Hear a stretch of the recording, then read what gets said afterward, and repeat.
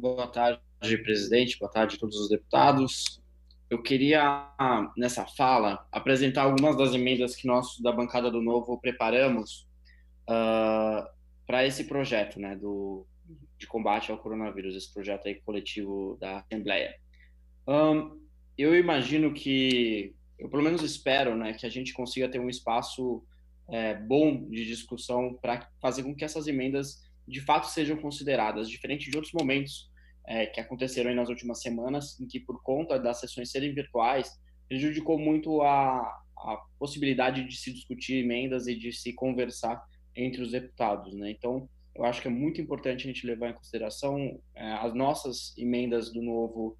A gente preparou com uma equipe técnica bem preparada, bem super de altíssima qualidade, né? Então a gente vai tentar fazer com que o máximo delas aí sejam consideradas, e eu gostaria de chamar a atenção aí dos colegas deputados para cada uma delas que a gente preparou, que algumas delas eu acho que valem a pena ser apresentadas aqui. A primeira delas tá ligada ao artigo 2º, né, que autoriza o executivo a remanejar recursos orçamentários, obrigando apenas a comunicar posteriormente o legislativo.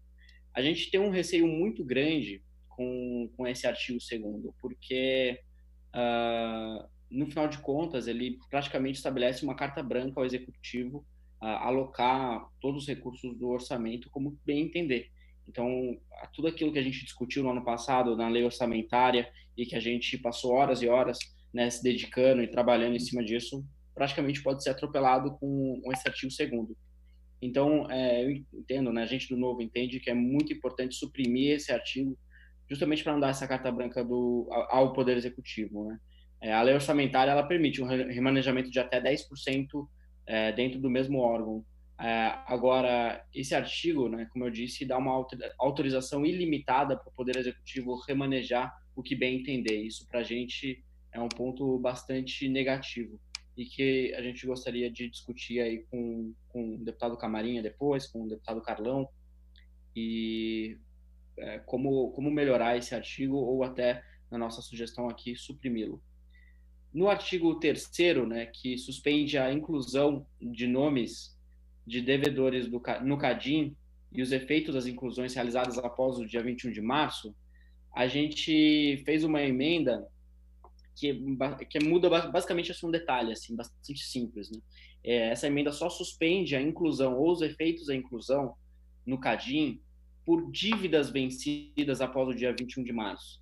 Isso para evitar aquelas situações de empresas que tinham uma dívida que venceu em janeiro, por motivos completamente não ligados ao coronavírus, mas que tiveram os seus nomes incluídos no CADIM após o dia 21 de março. Então, nesses casos, né, a gente não acha que faz sentido suspender a inclusão do nome e os efeitos, né, da inclusão do nome no CADIM por dívidas vencidas. Então, para a gente, essa emenda é bastante importante para evitar um caso, para evitar a possibilidade, né, no final de contas, de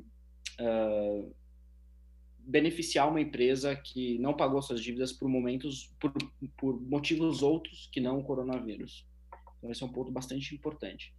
No artigo 4º, né, que busca preservar o emprego de empregados por empresas privadas prestadoras de serviço público contínuos, né, que basicamente funcionários terceirizados que atuam no Estado, né, que trabalham para o governo. A gente recomenda a supressão desse artigo também através de uma emenda. Eu gostei muito da fala do deputado Caruso. A gente está muito alinhado, porque no final de contas, no nosso ponto de vista, esse artigo, ele é inócuo porque as medidas sugeridas para a preservação do contrato de empregos e dos empregos, né, por consequência, já existem tanto na Lei 8666, que é a Lei das Licitações, né, quanto na medida provisória do governo federal de manutenção de emprego e renda. Então, no nosso ponto de vista, esse artigo poderia ser suprimido, além do argumento do deputado Caruso de gerar uma distorção aí no mercado e favorecer as empresas que têm contratos com o governo. Então, esse é um ponto bastante importante que a gente também discutiu com as nossas equipes aí da bancada do Novo e chegou também a essa mesma conclusão. Ligado ao artigo 9º, né, que fala sobre a requisição ad,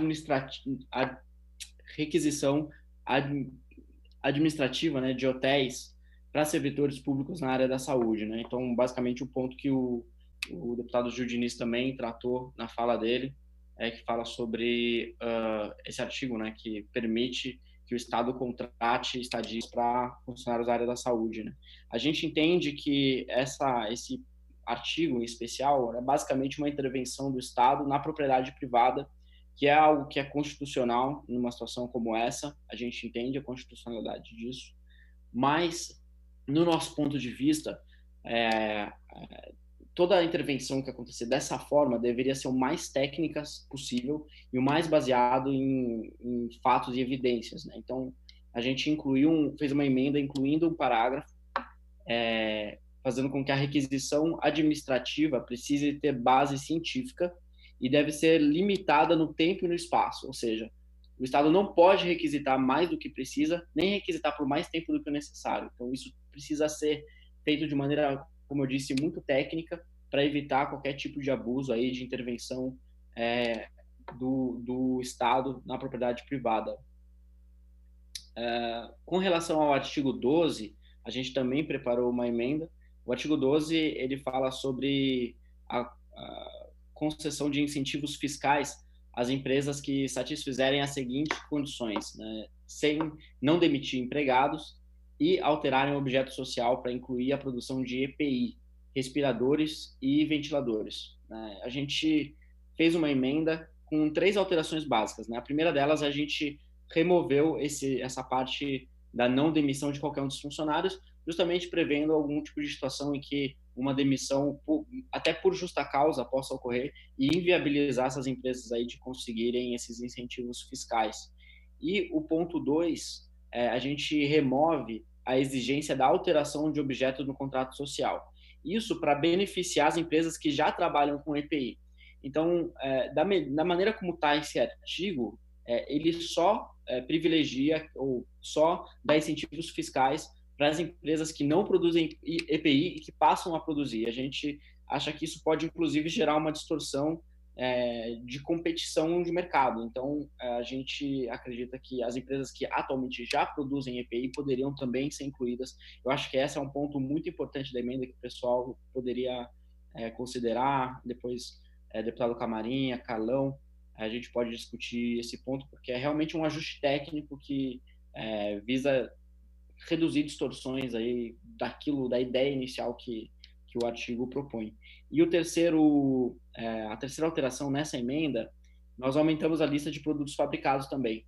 Então, nesse artigo, né, está listado EPI, respirador e ventilador. Mas a gente também está buscando, através dessa emenda, ampliar para testes rápidos de COVID, kits diagnósticos, circuitos e conexões e válvulas respiratórias, monitores e por aí vai. Então, a gente amplia essa lista para outros produtos, equipamentos que também estão ligados diretamente ao combate ao coronavírus. Com relação ao artigo 13, né, ele suspende temporariamente a cobrança de tributos das empresas que sofreram interrupção ou alteração das atividades em razão da pandemia. Então, na nossa emenda,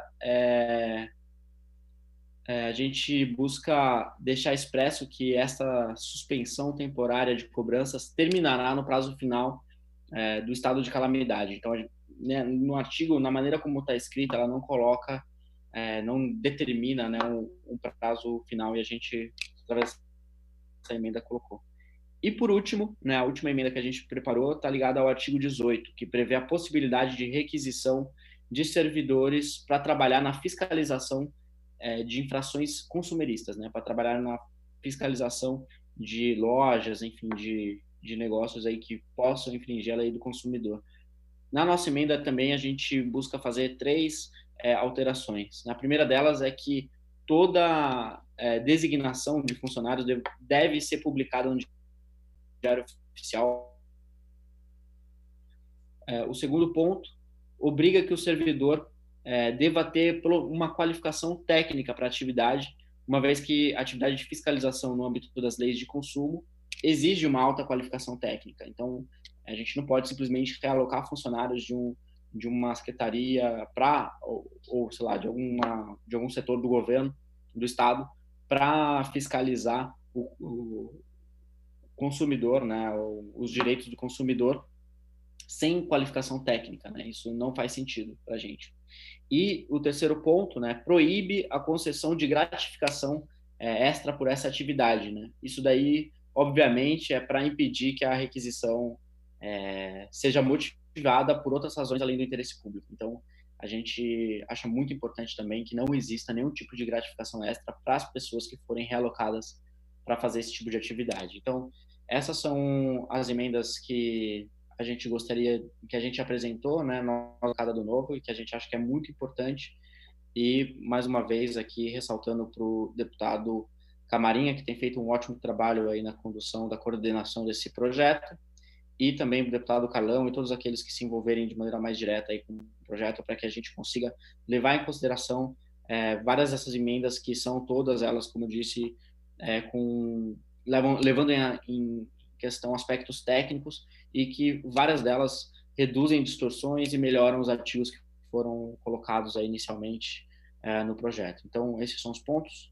Eu espero, a nossa expectativa do Novo é que a gente consiga ter um espaço amplo para discutir essas emendas, e nós também gostaríamos de poder estudar com profundidade as emendas de todas as outras bancadas, todos os outros deputados apresentaram, e por isso também a gente acha que é importante a gente ter um tempo a mais aí para discutir esse projeto que é tão importante e tão complexo, né, para evitar a aprovação de um projeto repleto de distorções aí e pontos que podem ser melhorados aí de uma forma muito simples. Então, esses são os pontos que eu gostaria de apresentar.